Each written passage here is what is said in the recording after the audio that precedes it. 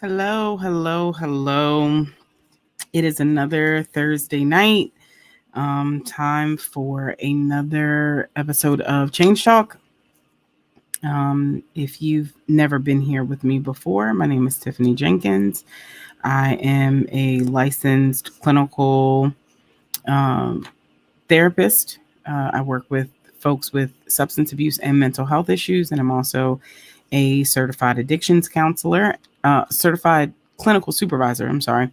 And Thursday night at 9, I come on to Change Talk and have a discussion about some topic related to substance abuse, mental health, leadership, um, things that I'm kind of passionate about.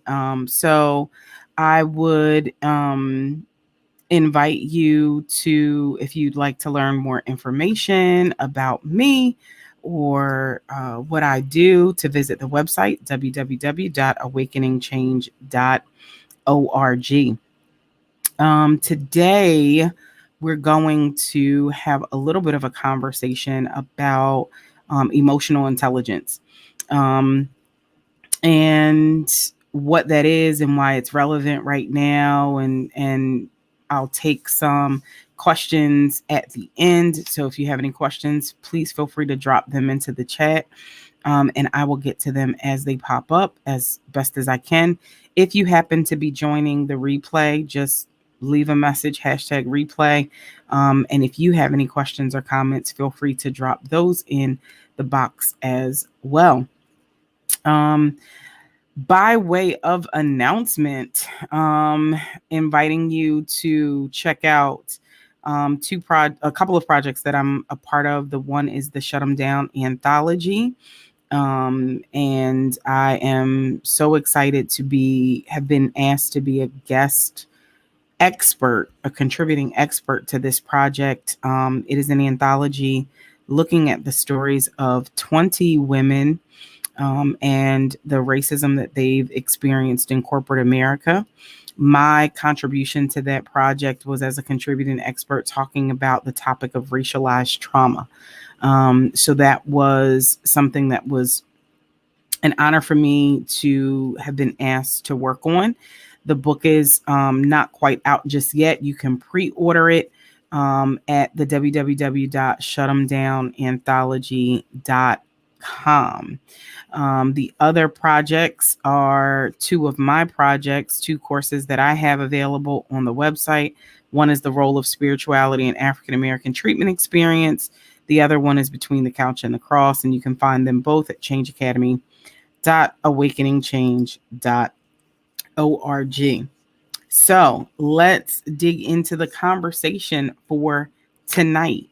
We're talking about emotional intelligence, and emotional intelligence is defined as the capacity to be aware of, control, and express one's emotions, and to handle interpersonal relationships judiciously and empathetically. What does that mean? It means that not only are you aware of yourself and your emotions, but you can also use that knowledge to interact appropriately with other folks. So there are four basic skills that are at play when we talk about emotional intelligence. The first one is self-awareness.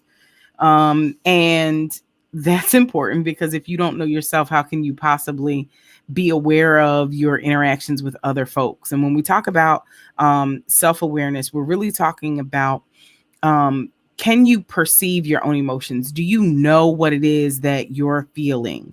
Do you understand the way that you tend to react in certain situations? Do you have the, we'll say, presence of mind to understand that when you feel threatened in any way, whether it's your physical safety or your emotional safety, that you have a tendency to lash out or shut down or anything like that? Are you aware of those things? It's important because all of our we all have emotions. We are emotional beings as humans. And so we, instead of trying to stuff those emotions and deny the fact that we have emotions, it's actually better for us to be aware of what the emotions are that we're feeling and why we're feeling them. There's some research that says that emotional intelligence is like the single largest predictor of success in both professional and personal environments. And that's because when you can clearly articulate what it is that you, first of all, you can name what you're feeling and then can kind of ride that wave of emotion appropriately, you're going to be a better people person. You're just going to be a nicer person to be around just in general. So when you know yourself, all of this other stuff that we're talking about with emotional intelligence, you can start to layer on top of that and build on top of that. The second component or the second skill in emotional intelligence is self-management. So now that you know yourself, now that you know your tendencies, now that you are aware of what your go-to reactions are, how do you manage that? Are you able to keep your emotions in check, or are you a hothead? Are you and it's not just being a hothead, right? We often point to that person, that really angry, like explosive person, but it also is someone who is like really emotional in another sense. Like, are you a crier? Can you kind of discern when it's time to really have a good cry? Because I know that um a lot of people don't realize that crying is therapeutic. But do you know when that time is appropriate? Can you manage those emotions appropriately, or are you having trouble with that? um it's also about managing reactions to things. So if something happens that upsets you or angers you or even excites you, are you able to know what reaction is appropriate for what time and place? Or do you have problems with that? That's the component of self-management. Then we move into your interactions with other folks. So then the third part is social awareness.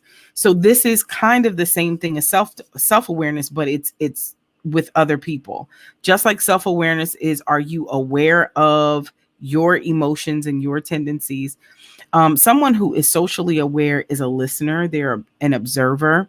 They are able to hear what other people are saying, even when they're not saying anything. They're able to take the emotional temperature of a room. They're able to see, okay, this person is upset right now, so now may not be the best time to have a conversation about this thing or that thing. Socially aware leaders are kind of what we need now. Folks who can understand and empathize really with what folks are going through, especially in this very highly political climate that we're in. The debate might be over by now, but the presidential debates were on tonight. There's a lot that's being said, but not a lot that's being listened to.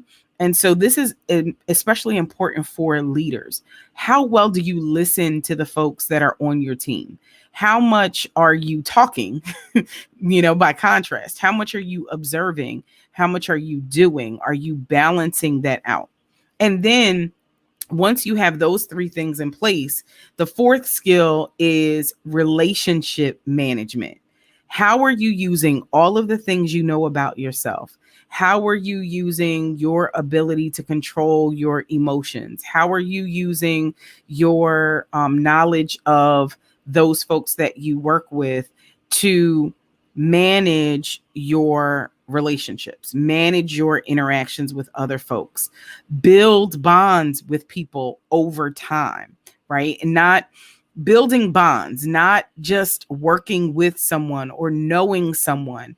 Are you able to form meaningful connections with folks over time? Folks who are very emotionally intelligent are people who, and we've all met them, they have a tendency to, no matter how long they've known you, make you feel like they've known you for forever. They make you feel like you're in their inner circle, even though you may not have known them for very long. It's their ability to kind of attend to your emotions as well as their own and make you feel seen and make you feel heard and make you feel validated. right? That's someone with really good emotional intelligence. Now, the opposite of that would be someone who is very selfish, right? And someone who doesn't have very good emotional intelligence is only looking out for themselves. They're only looking at what they can get out of a dynamic, right? They're only they might blow up at a drop of a dime, whether it's blow up in anger, blow up with very strong emotion, and they're not really concerned about the other folks around them, right? That's not what we're talking about here. We're talking about building really strong emotional intelligence. Yes, Kia, or building bonds only for your advantage. And that's not really a bond. That's a setup, right? That's not really forming a really good bond. That's just setting up your next mark, right? We call those people con men and con women. That's not what we're talking about. We're talking about good emotional intelligence. So everyone really, but leaders especially, if you're in any kind of leadership position, and we've talked about that a couple weeks ago about what leadership really is. But if you are in any kind of leadership position, emotional intelligence should be absolutely on your professional development plan. Absolutely, positively has to be on your professional development plan. Why? Because the number one indicator of success in both personal and professional spaces is your emotional intelligence. If people feel like you see them, you care for them, you respect them as individuals, not as your employees, not as team members, not as, the latest volunteer that's going to help you get the project done. If people really feel seen, they will go to the ends of the earth for you, right? And so that's why emotional intelligence is so important. But even if we look at it on a personal level, if we look at what's going on around the world, right? We've got a global pandemic. We've got a lot of civil unrest, both here and abroad. We've got racial tension that has been brewing. We've got all of these things, and no, emotional intelligence isn't a cure-all for these things. But if we all commit to raising our emotional intelligence by just a little bit, we can all help to create a better space for ourselves and for those that we care about. So, what is your emotional intelligence development plan? Do you even know what an emotional intelligence development plan should look like?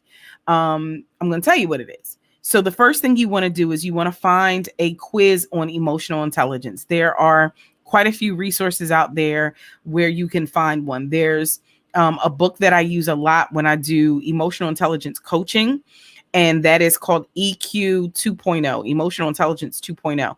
It's a really good book that comes with a quiz inside of it, where you can take the quiz, you find out what your score is, and it walks you through some steps of how to outline a plan that's going to work for you and help you based on the areas where you need the most kind of support, help you develop your emotional intelligence. But take a quiz, any quiz. You can find a bunch of them. After you take that quiz, look at one particular skill that you need to work on. So I told you there are 4 skills. There is the self-awareness, there's self-management, there's social awareness, and then there's social management. When you take your quiz, which section are you the most deficient in? We're all going to have some deficiencies. None of us are going to be 100 all the time. But what's the area that you could use the most help in? Focus on that area. Don't try to accomplish all 4 of these in one sitting. Look at the area where you need the most help. And then from there, find 2 to 3 strategies. It doesn't have to be anything huge. I'm all about small progress because baby steps are still steps, right? So take 2 to 3 strategies that help you strengthen that skill or that component of emotional intelligence, and you work on it and you practice it. You find someone who you can identify as an emotional mentor of sorts. Someone who, when you look at them, they really personify that characteristic or that quality that you're working on. Have them to be an accountability partner for you. Have them to be someone that you can sit and interview and ask them, how is it that despite all of the craziness that you encounter in your job on a daily basis, you still seem to have a smile. Everybody still, seems to get along on your team. How is it that you do that? Pick their brain. Ask them what it is that works for them. Ask them how they've developed these skills, because they'll tell you. Especially if there's someone who has a high emotional intelligence, they want to build those bonds. So they're going to want to engage you in this way and have those conversations, right? So you got your mentor. You've taken your test, you figure out where you want to go, and you're ready to rock and roll. I need you to keep some things in mind. This is not going to be an overnight process. Emotional intelligence develops over time. So expect progress from yourself and not perfection. If you have a moment where you don't quite hit the mark that you want to, that's fine.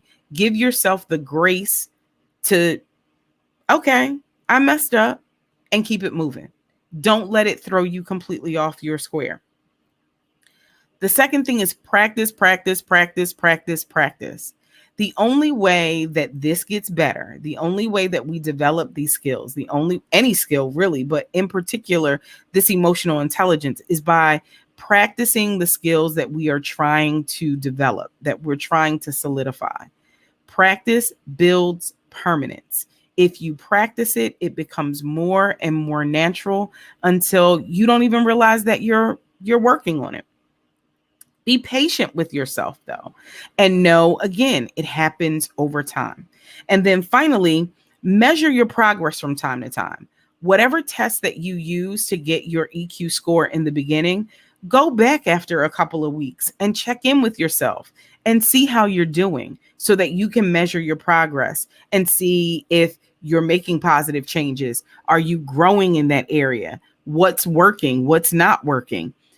Don't be afraid to switch it up a little bit. And again, use that person that you've identified for accountability so that they can help you through this process. We all need someone to help us. And I would imagine that the person that you've identified can share with you some of their own struggles as well with developing their own emotional intelligence. Sometimes when they maybe weren't as emotionally intelligent in a situation as they would like to be. So again, emotional intelligence has 4 skills: self-awareness, self-management, social awareness, and relationship management.